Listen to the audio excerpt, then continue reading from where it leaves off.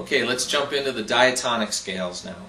The diatonic scales are a little bit different than pentatonic, although they closely relate, and if you've learned the pentatonics, you're well on your way to understanding the diatonic patterns.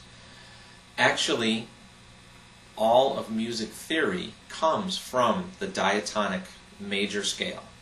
And what I'm going to start with here is an example using a C major scale, starting with C at the 8th fret, and I'm going to relate a lot of the other things we talk about in relation to these diatonic scales back to this situation here. So follow this. Let's take a look at this. Okay, the basic pattern, and this is probably something that many of you have learned, many people have learned as their primary major scale. Typically after you learn a pentatonic scale, your teacher ends up showing you this. So we've got 2, 4, 1, 2, 4, 1, 3, 4. That would be one octave of the major scale. And that sounds like do, re, mi, fa, sol, la, ti, do, right? That's exactly what it is. Okay? Okay, that brings us to the 7th pattern of the C major scale. B is the 7th note of the scale. C, D, E, F, G, A, B. So we're going to start here. Here we are back to our main major pattern that many of us learned starting with this note, but the scale pattern actually includes this note over here. So I see it as the 7th pattern. Okay?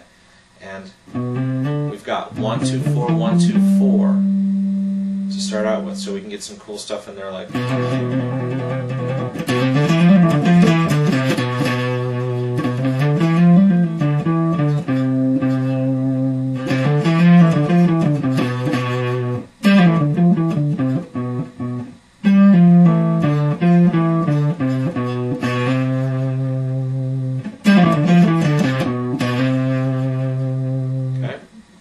using the whole pattern, we might do some things like this.